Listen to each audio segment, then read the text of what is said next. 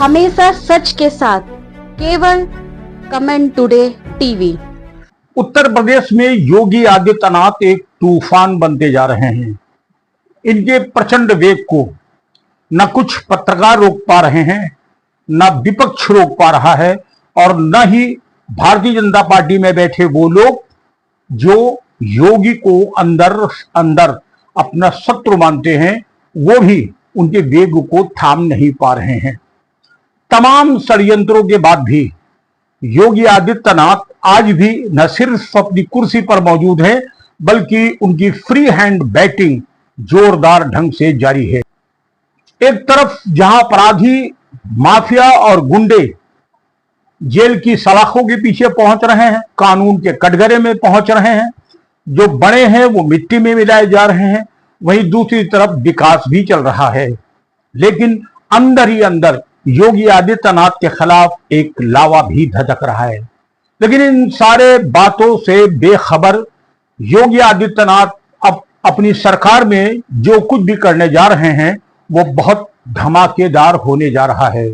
जी हां, उत्तर प्रदेश सरकार के कुछ मंत्रियों पर अब तलवार लटक गई है और सूचना यह है कि आधा दर्जन से ज्यादा वो मंत्री जो अपने काम में खरे नहीं उतरे हैं, जिन्हें एक शब्द दिया जा रहा है नकारा, उन्हें तत्काल हटा दिया जाएगा और 6 से ज्यादा मंत्री जो युवा विधायक हैं उन्हें मंत्री बनाया जाएगा।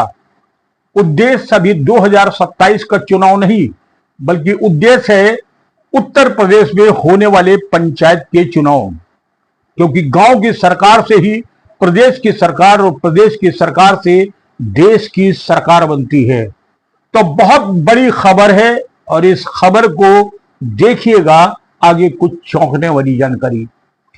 मैं हूं सतीश शर्मा और आप देख रहे हैं comment today TV. Yogi Adityanath को लेकर के रोज एक नई खबर आ रही है। कभी कहा जाता है योगी आदित्यनाथ का अमित शाह से झगड़ा चल रहा है, कभी कहा जाता है कि प्रधानमंत्री नरेंद्र मोदी फूटी आंख अब योगी आदित्यनाथ को नहीं देख पा रहे हैं। फिर यह कहा जाता है भारतीय जनता पार्टी के राष्ट्रीय अध्यक्ष जेपी नड्डा उन्हें हटाना चाहते हैं। कभी कहा जाता है कि राजनाथ भी उनके शत्रु हो गए। न जाने कौन कौन से कथा और प्रवचन के प्रसंग इसमें जोड़े जा रहे हैं। यह हवा कुछ गिने चुने यूट्यूबर पत्रकार ही नहीं कर रहे हैं, बल्कि भारतीय जनता पार्टी में बैठे कुछ नेता भी इसे हवा दे रहे हैं। विपक्ष तो जोरदार ढंग से लगा ही है। उसका यह मानना है कि योगी आदित्यनाथ को अगर हटा दिया जाता है तो ये मान के चलिए 2027 की लड़ाई बहुत आसान हो जाएगी। क्योंकि अभी जो 1.5 साल बाकी हैं, इस 1.5 साल में और क्या कहर बरपा देंगे योगी आदित्यनाथ, कुछ कहा नहीं जा सकता है। क्योंकि अगर देखा जाए ईमानदारी से तो योगी के लिए जनता तो उनकी जय बोल रही है। विकास का काम भी लोगों को दिख भी रहा है और समझ में भी आ रहा है। हमें तो ऐसा नहीं लग रहा है कि उत्तर प्रदेश जैसे बड़े सूबे में भारत सरकार कोई छेड़छाड़ करेगी या भारतीय जनता पार्टी इतना दुस्साहस करेगी कि योगी जैसे मुख्यमंत्री को हटाकर किसी और को बैठा दे।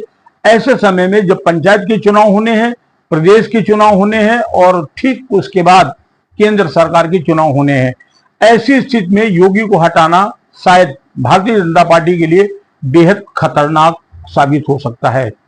योगी दिल्ली कई बार गए, प्रधानमंत्री से भी मिले, राष्ट्रपति से भी मिले, गृह मंत्री से भी मिले और रक्षा मंत्री से भी मुलाकात की। गृह मंत्री अमित शाह से कई घंटे उनके अलग कमरे में बैठकर बातें हुई और कई मुलाकातें हुई। हर बार यही कहा गया हर मुलाकात के बाद कि अब अमित शाह ने उनको टाइट कर दिया है और बस अब योगी जाने वाले हैं, लेकिन ऐसा है नहीं। बल्कि मंत्रणा इस बात की चल रही कि पंचायत का चुनाव कैसे जीता जाए, 2027 का चुनाव कैसे जीता जाए, मंत्रिमंडल में कौन से वो चेहरे हैं जो नकारे साबित हो रहे हैं और ऐसे कौन विधायक हैं जिन्हें आगे करके चुनावी बैतरणी और आसान की जा सकती है।